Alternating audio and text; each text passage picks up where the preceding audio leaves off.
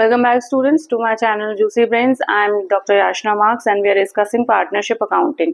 तो death of a partner में हमने प्रीवियस लेक्चर में कुछ कॉन्सेप्ट्स को डिस्कस किया था, that is individual life policy, उसका अकाउंटिंग ट्रीटमेंट कैसे होता है, what are the journal entries. I hope so वो कंसेप्ट आपको क्लियर हो गया होगा और इस पे आज हम कुछ क्वेश्चंस को सॉल्व कर लेते हैं ताकि जो उसके दोनों केसेस हैं कि when premium is recorded in the PL account when it is not recorded in the PL account, ठीक है। तो इसके बेसिस पे दो क्वेश्चंस को डिस्कस कर लेते हैं ताकि ये कॉन्सेप्ट आपको और क्लियर हो जाए एंड विद दिस हम ये वाला चैप्टर भी फिनिश ऑफ कर देंगे।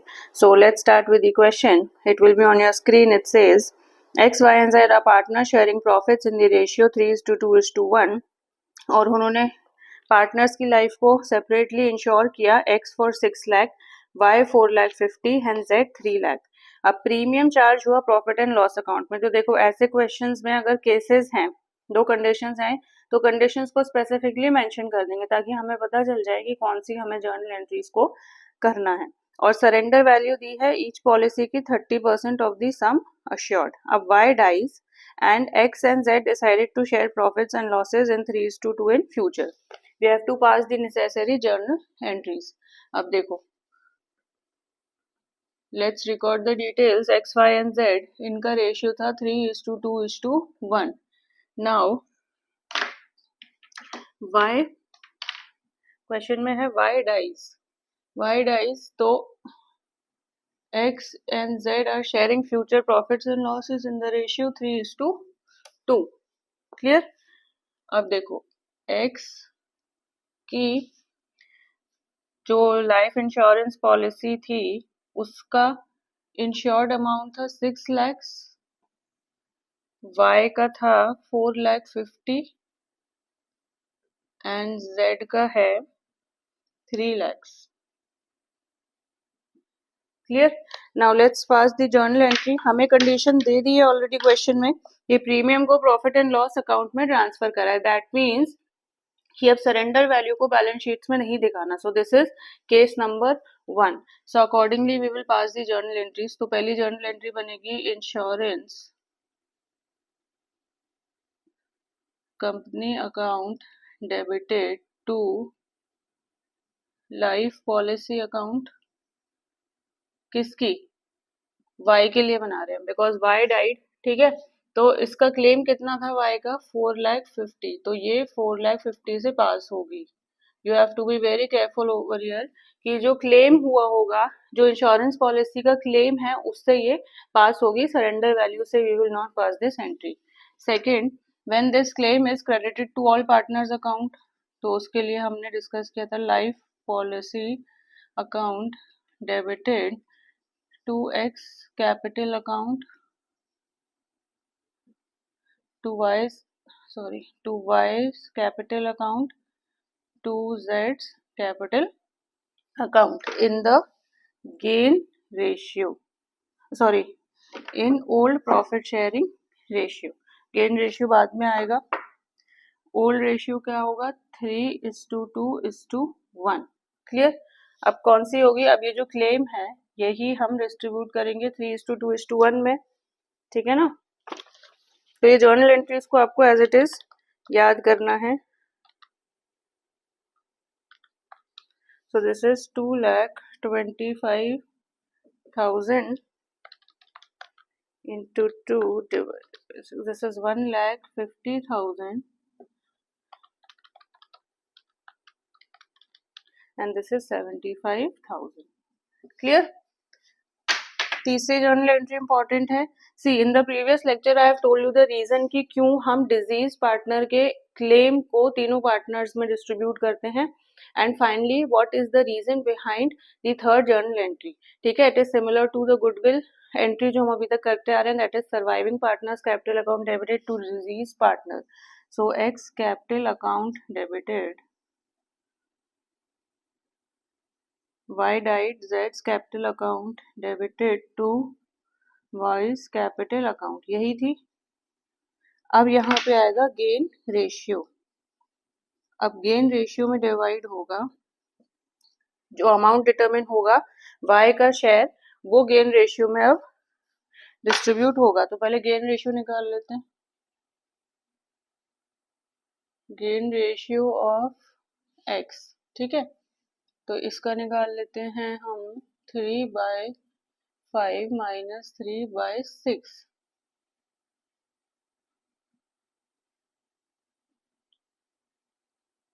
This is 3/30 and gain ratio of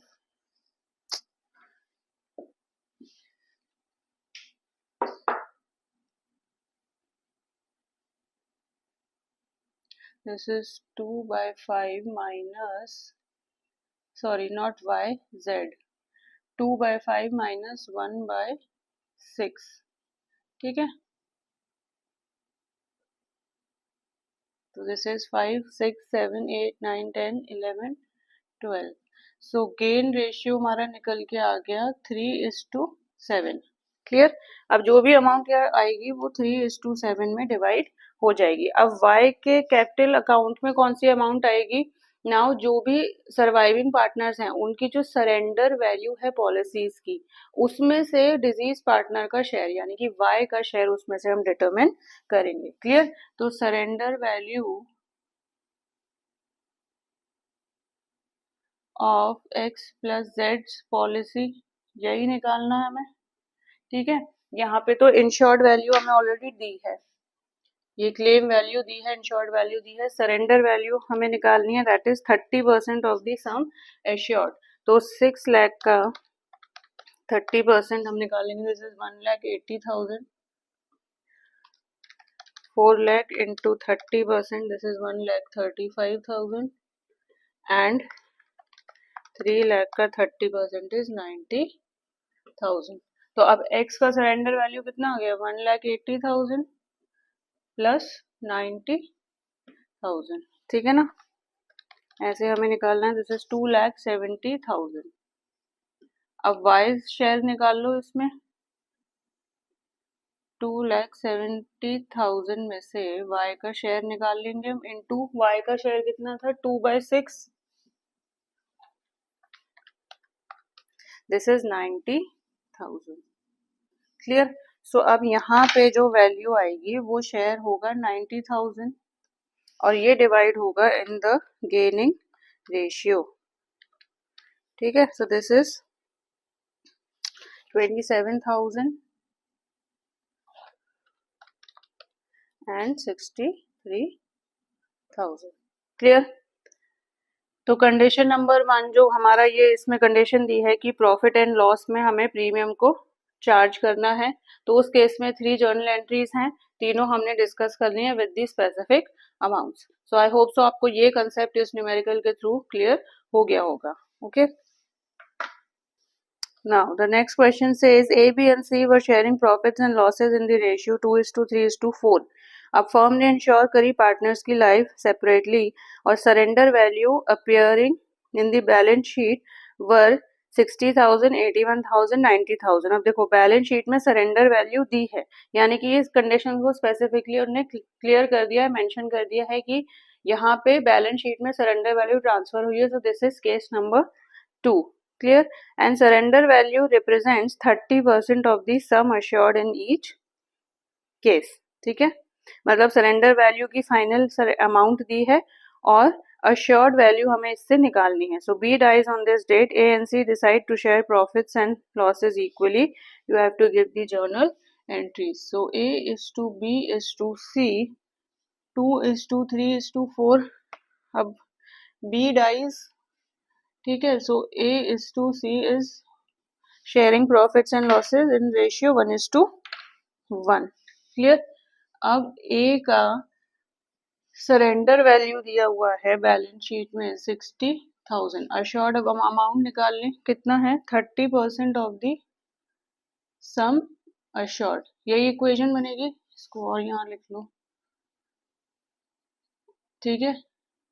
so 60,000 into 100 divided by 30, this is the equation। clear। so it will come to 2 lakhs। ऐसे ही हम B का निकाल लेते हैं, तो सरेंडर वैल्यू कितनी दी है? 81,000 into 100 divided by 30,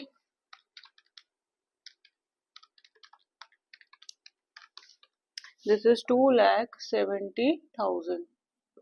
ठीक है, सी का हम निकाल लेते हैं। सी का सरेंडर वैल्यू है 90,000 इंटू 100 डिवाइडेड बाय 30।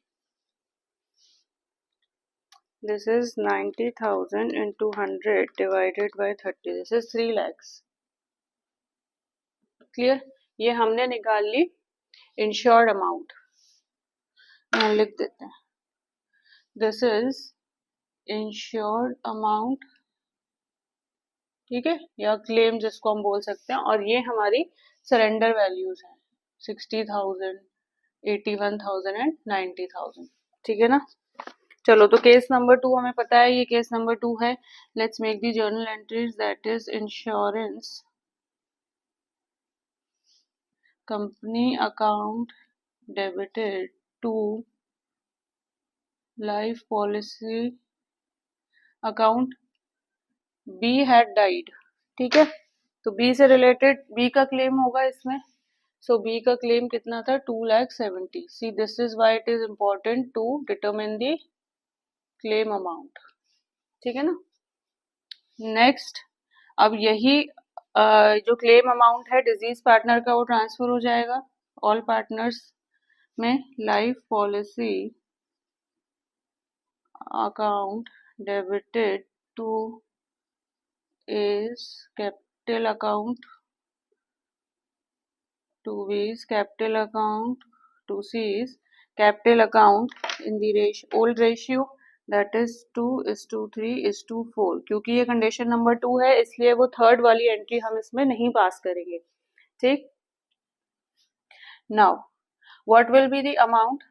अब यहाँ पे 2,70,000 था, प्रीवियस में हम 2,70,000 को ही 2:3:4 में डिस्ट्रीब्यूट कर रहे थे। क्लियर। अब now we have to see which partner died. B died, तो इसका इंश्योर्ड अमाउंट कितना था, 2,70,000। ठीक है, this was the insured amount minus surrender value, ये ऐसे निकलेगी, minus surrender value, that was 81,000। Clear, हमें ऐसे ही निकालना है। This is 1,89,000। ठीक है ना, 1,89,000। तो दिस 1,89,000, अब ये वैल्यू ना डिस्ट्रीब्यूट होके 1,89,000 होगी into 2 divided by 9। So this is 42,000। 1,89,000 into 3 divided by 9 is 63,000, and this is 1,89,000 into 4 divided by 9, this is 84,000। ठीक है, so in question number 2 these two entries you have to pass। in question number 1 हमने वो condition फर्क थी, इसलिए 3 entries journal entries को पास किया। तो अगर कोई क्वेश्चन आ जाता है कि इंडिविजुअल लाइफ पॉलिसी है, तो you have to remember the accounting treatment. I have told you the basic reasons behind various journal entries. वैसे याद रख सकते हो तो वेल एंड गुड, बहुत अच्छी बात है, वरना तो याद तो करना ही पड़ेगा in any of the cases. ठीक है, सो आई होप सो स्टूडेंट्स आपको ये कंसेप्ट अच्छे से क्लियर हो गया होगा। सो अब हमने रिटायरमेंट के सारे कॉन्सेप्ट्स और डेथ ऑफ अ पार्टनर के सारे कॉन्सेप्ट्स को कवर कर लिया है। With this we have finished off this chapter, and in the upcoming lectures हम लास्ट पार्ट पार्टनरशिप का डिस्कस करेंगे, that is dissolution of partnership. ठीक है, सो अगर इससे रिलेटेड आपको और कोई डाउट है तो do mention it in the comment section and we will discuss it over again. See you in the next class. So students, अगर आपको मेरा ये लेक्चर अच्छा लगा हो तो प्लीज़ इसे लाइक करें, इसे शेयर करें and do subscribe to my channel. See you in the next lecture.